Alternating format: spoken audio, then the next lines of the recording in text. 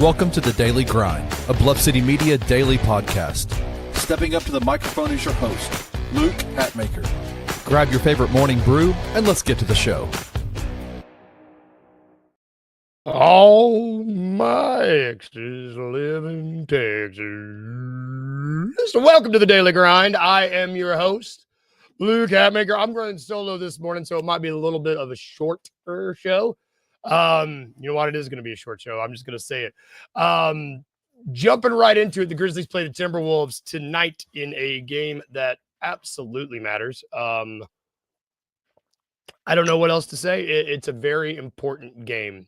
Mainly it's important because where the Grizzlies are in the standings right now, which I'm going to get that pulled up because every one of these games is going to matter in the home stretch. You know, we are really in the thick of it with 3 games left for the Grizzlies. We got a back-to-back. You know, you've got Timberwolves tonight, Denver tomorrow, and it is going to matter. So as I get the standings pulled up, the biggest thing that I'm going to be looking for in this game tonight is specifically where the divvying up of the Jaylen Wells minutes are going. Yeah, King Meeks gets it. It's the standings report.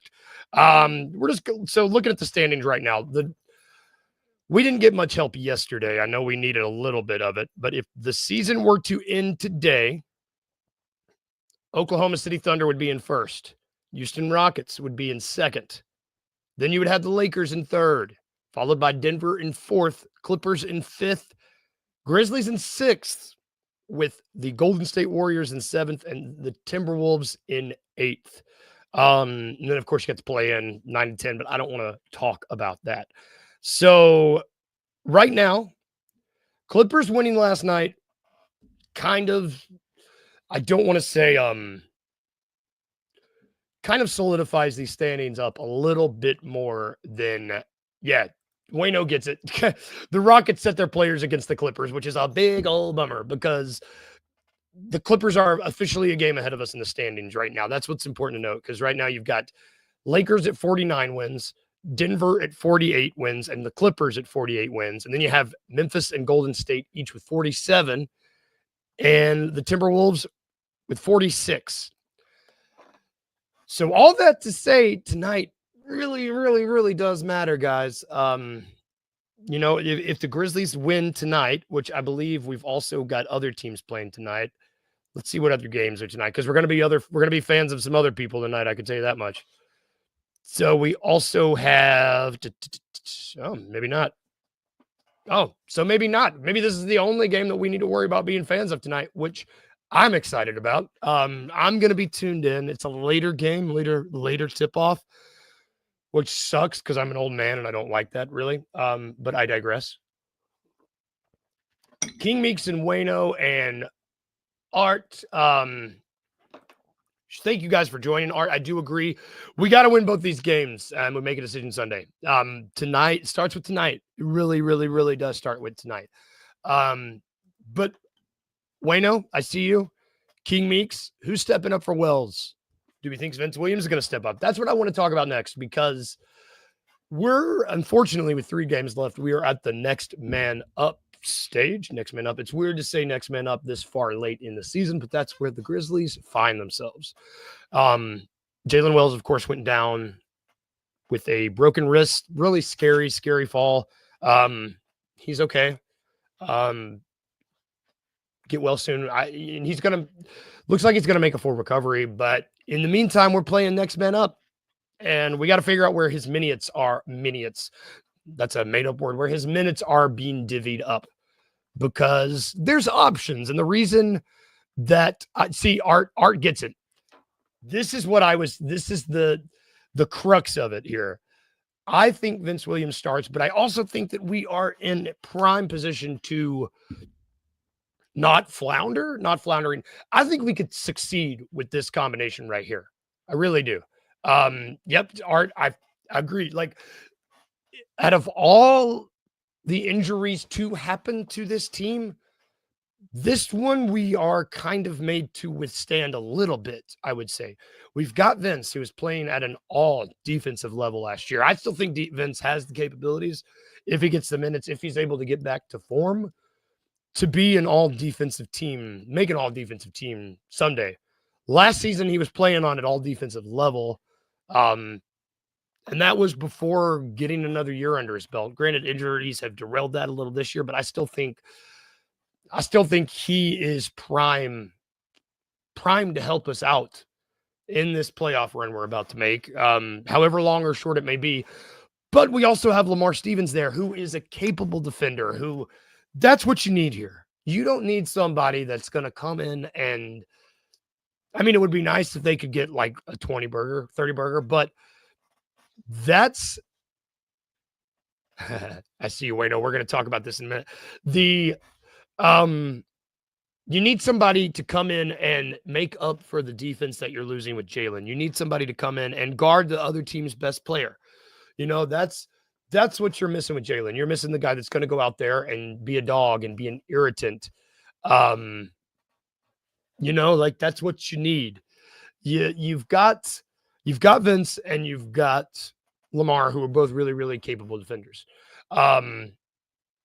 We need somebody that can guard and make threes. Vince Williams Jr. can do that. Lamar, his shot's been falling a little bit lately, but he's not my go-to three-point shooter. Right here. Sane, shout out, brother. I see you. Thank you. Good morning.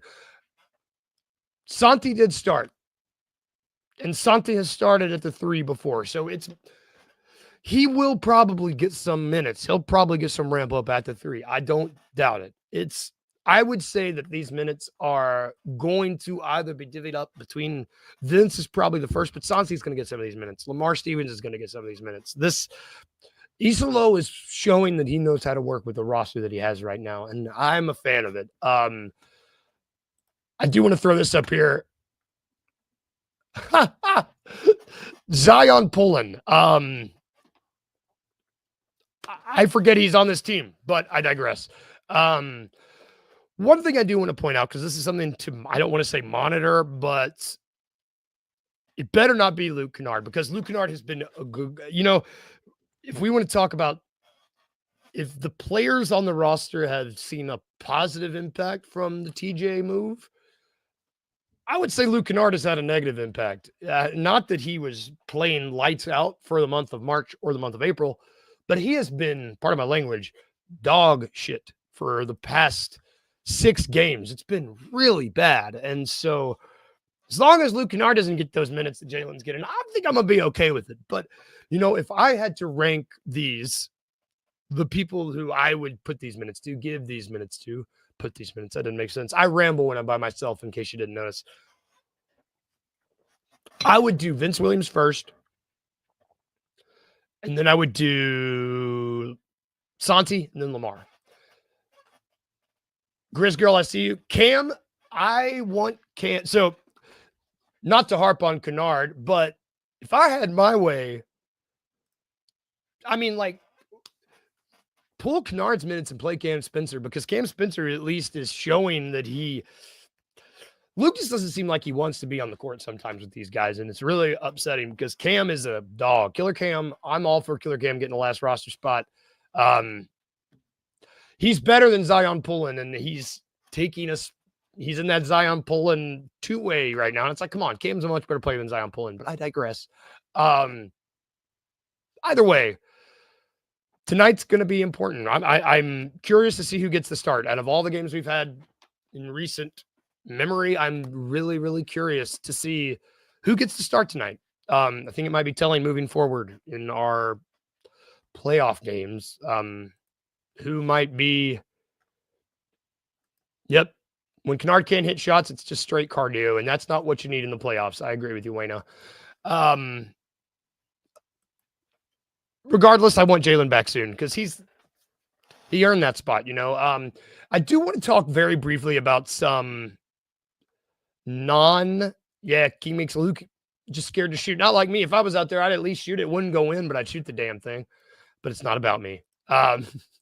I do want to talk briefly. It's not a Grizzlies player per se, but Luka Doncic did go for 45 last night in his return to Dallas. And man, I don't think that dude ever thought he was going to be leaving Dallas. Of course, we've talked about the Luka Doncic trade on this show ad nauseum. It's been discussed on every show out there ad nauseum, so I'm not going to beat a dead horse, a dead maverick, as it were. Boom, boom. I got jokes even when I'm by myself. But the dude was on the court side, like crying. Dude was crying. And that's show me that it was truly blindsided by that move, man. And he played like a man possessed last night. I believe this was the best game, or he matched his highest total with the Lakers so far. So clearly he wanted to go out and show his team what they did. But I think we were all of the same camp that we wanted to see him go off. And so he delivered. But enough about not enough. I was going to say enough about non-Grizzlies players, but I am going to talk about other non-Grizzlies players very briefly, because as we get to the end of the season, it's awards. Awards are coming. It's awards time. There's all these. Yeah, Art, I completely, just saw it. Yeah. Yep. Just seeing these. It was rough, man. He had the rug pulled out from under him, and like, Art, I completely agree. He loved it there, and he would have stayed there forever. That was so true, just based on his reaction last night. I completely agree with you. Defensive player of the year. Luka is not a defensive player of the year candidate, nor will he ever be. But there are some really good defensive player of the year candidates this year. And apparently people have just started campaigning for themselves too, which is fine, I guess. But I just really don't want Draymond to get it. That's the whole point of this segment, is Draymond thinks that he should be the defensive player of the year. I don't necessarily. Yeah. So off the dome, I can give you two guys that I would have as the defensive player of the year before Draymond Green. These are two of my top 5 candidates. Lou Dort. I think Lou Dort is going to make an first all defensive team this year. I think that's the torture chamber, as it were. You want to talk about a dude that guards the other team's best guy night in and night out? This dude gets it. Oh, I think I might have backup coming in. Oh my goodness. Hey, buddy. You're muted. You're still muted. Yeah. Oh, sorry. Now I'm on mute. All right, I'm good. I had the wrong audio. I'm good. So about that. Hey, buddy. How are you, man? I saw you on here this morning, and I figured, you know what? Let me hop on. Got the kids out of the house. That was the biggest thing, is getting them out. And so once they're out of the house, I'm good. So I had Drew with me, and then his boss literally called him as the song was running, and he was like, I got to go. And I was like, you know what? We're going to wing this thing by myself. And we have fun here. Yeah, no doubt. No doubt.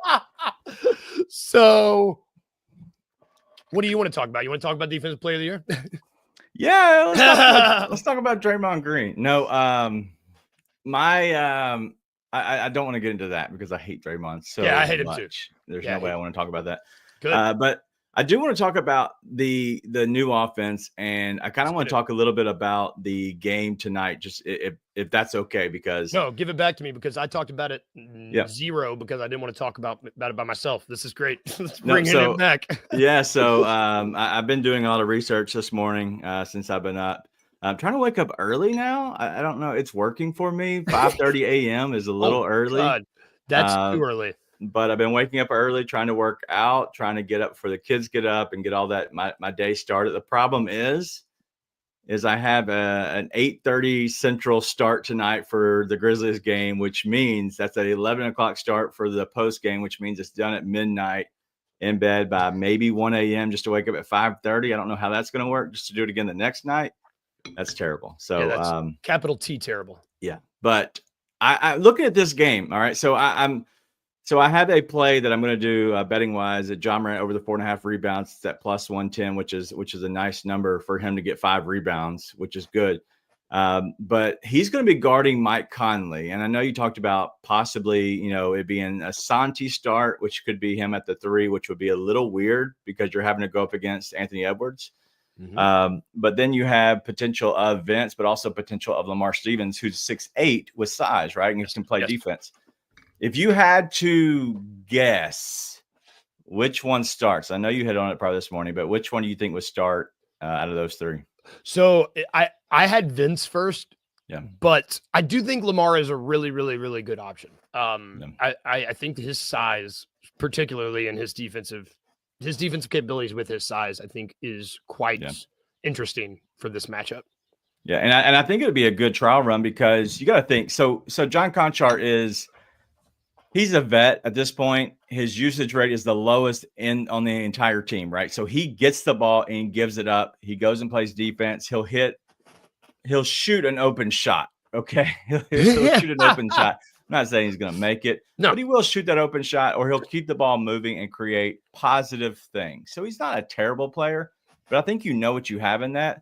I think you have to find out in a game like this compared to maybe game 1 or 2 of a playoff series is you go ahead and find out what you have in Lamar Stevens. So if it was me, I would start Vince, keep Santi on the bench and run a Santi, as the 4-5, as the triangle of those three with Jaren, Edey, and Santi as your bigs, because you're going to have some length on Gobert whenever Edey comes out, unless they match up minutes perfectly. So that's what I would do. I start Vince and come in with Lamar Stevens. Yeah, I think that's a good call too, because you got Naz Reid too, and you're gonna need Santi in that 4-5 to really just for size. And also I love your point about like, we know what Lamar can do, but in this offense, particularly Tomas, he needs. Why not tonight? This would be a good trial run. Like you said, I don't know if starting is the best idea. No, just because we know Vince, we know what we have in Vince. Knock on wood, especially if he's having an on game or if he's healthier. Which Tuesday was that? What day is it? Yeah, Tuesday. He played better Tuesday. I would say it was one of his better games, but. I mean, I think we would both agree that he's not had the best season. I mean, it's been a step back, I would say, compared to last year for him. I mean, he was an all defensive level last year. Well, and you got to think about it. So GG just looked atrocious, and I think that's understood. He's come in off. He has never gotten it back on. There's been a coaching change, still not getting the minutes. I think the season for GG is completely a wash at this point. Yeah. But the other guy you're talking about is Vince. Like, this has been a wash for him because he's had to come back, got hurt, came back again, was in a new offense that he wasn't used to. The coach gets fired. So now it's another new offense. How do these guys, get into this offense and really feel confident within themselves? And so I'm curious exactly how Vince does. But at this point, it's his job, in my opinion, would be to be the defensive stopper. Knows that he does not need to shoot if he doesn't feel comfortable. Use all your energy on the offense or defensive end. And just figure out what you can do in the corner on maybe the dunker spot, the short corner 3-pointers. Just don't hit the top of the backboard when you shoot your 3-pointers. Like that can't happen because that's got to be a killer for his psyche just overall. Yeah, and that's when I started. I think I started the show. I was like, the good thing about this is you don't need whoever comes in. They're the 5th option on offense. Like they don't need. You need those corner threes to fall, and you need the dunk. You just that's where you need to live. Yep. And I don't think either of those guys in Lamar or in Vince are the type of guy to come in there and shoot us out of a game. Like, I think that they understand the assignment. Yeah, I agree. And I'm curious. And I know let's go ahead and probably wrap this up. But looking at that last game for the Timberwolves, just overall, like, I want to see what the Timberwolves do because they were on a fairly decent stretch. We're winning some games. The teams that they were beating were fine. There's nothing to write home about. But you end up losing by 7 and get outscored 40-13 in the 4th quarter of your last game. What does that do to you as a team? It's going to either piss you off and motivate you, or you're going to crumble the first sign of anything bad happening. And so can the Grizzlies get out early and kind of stop on their necks and just kind of try to keep them at bay? But also, like, what do they come out? Do they come out just swing and you see Anthony Edwards come out and play like his hair's on fire? But the other two thing is, what do we ask about Gobert and Edey? I think the player that gets played off the court and gets taken advantage of the most, I think the other team wins.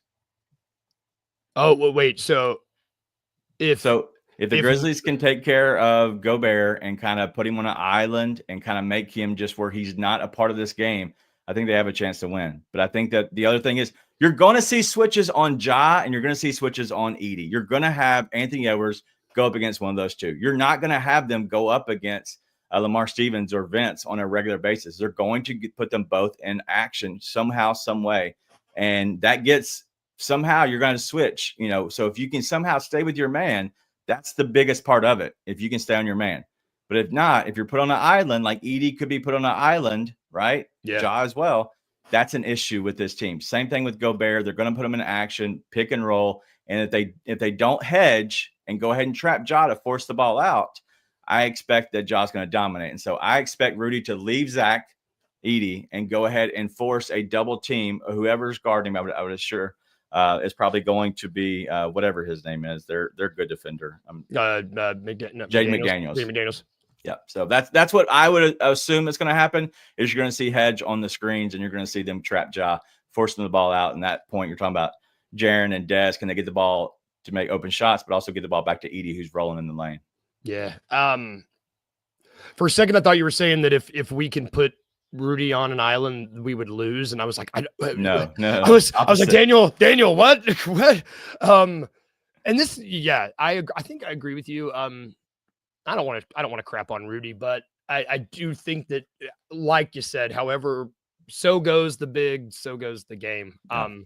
And this one really matters. I mean, I think it was yesterday in the show you said that if we win tonight, the lowest we can finish is 7 or yeah, that's actually wrong because you lied to me. So you hold the tiebreaker no matter what with Minnesota. Okay, yeah. So if for some reason you both have the same record and you're the only teams with the same record, then you hold that tiebreaker. The other tiebreaker is going to be conference wins. And so if you look at the tiebreaker, it's going to be I'm sorry, I have it right here on my in my notes. I'm trying to pull it up. All right, so the second one is division leader wins a tie, which is going to be either the Clippers, the Lakers, or Golden State. At this point, it's going to probably not be Golden State because of their loss last night. Yeah. So you're going to think whoever wins that game wins out, which should be the Lakers. They're probably going to win the division. So no matter what their record is, if they're tied, they get the ultimate move up spot, right? So that's the team that gets to move up the most is either the Clippers or the Lakers because they'll win their division, and they're all in the same division. At that point, are ahead of us, right? Yeah, in our division. Correct. Yeah. Correct. Yeah, there's no way we can win. No. And so the division leader becomes the next tiebreaker. The third tiebreaker is the division 1 loss percentage, right? And so we're not all in the same division, so that's not possible. And so the other thing is it's got to be conference 1 loss percentage. I'm sorry, no, that's wrong. It's better winning percentage of all the games tied within the teams. So all the teams that would be tied, whoever has the best win percentage. Grizzlies do not own any of that. Like the only team they have a good win percentage over is Minnesota. So at that point, is whoever is the combo of the teams that are combined, I would assume the Grizzlies would end up losing that depending on what the other teams that are tied are. So all of that to say is the Grizzlies can still finish 8th, but I think it would be very hard at this point because of the loss last night from Golden State. And because of the game tonight, if the Grizzlies win that, it's going to be very hard for them to finish 8th. It's honestly going to be very hard for them to finish 7th. Yeah. And so a win tonight goes a long way. Yes. Tonight feels as much, especially it's the first night of a back-to-back. Tomorrow, you're having to fly. I mean, God, we're playing at home tonight at 8:30, having to fly out to Denver tomorrow to play in altitude. Like, win tonight, and it will make me sleep easier. I mean, it just... Yep. As much as I can sleep easier with 3 games left, but it's, I don't know. Just go win tonight. That's all we're saying. Yeah. Because you have the Mavericks obviously lost last night. If the Kings, so they probably won't win their next game, I would assume, but they're tied with the Mavs. But we're all going to play at the same time pretty much Sunday. Mm-hmm. So the Mavs should win that game. I don't even know who they're playing, but it's a nobody that doesn't want to win. And so on Sunday? On Matt, yeah. They play us. The Mavs play us. And so it's the Sacramento Kings play the Suns, and the Suns are not going to win. No. And so the only thing Sacramento needs to do is win 1, and there's no way that the Dallas Mavericks would want to play. So the reason I say that is because when Sunday comes, we should expect to have a team in Dallas that does not care about winning because they want to get healthy for their first game, which should be Wednesday. So if that helps everybody understand, there's so much, and I know I'm like trying to talk through it, but there's so much information that I'm trying to like piece it all together, and it's very hard. But mainly the Kings will win one of the next 2 games. And at that point, there's no way that Dallas can jump them. And so with that being said, Dallas should not have so much to play for on Sunday against us. Man, so all the help we'll get, it starts by winning tonight. Just win tonight. We're going to go ahead and get out of here. Daniel, thank you for hopping on, brother. I really, really appreciate you. Yeah. Good luck tonight. Get some sleep. Try to get some sleep, and it's going to be a long day for you. Thanks for watching, guys. Thanks for bearing with me the first half. Uncle Buck, I hope work's okay. We'll be back tomorrow. If I can leave you with anything today, like we normally do, remember to be a little weird and remember to smile. See you guys. We'll see you tomorrow.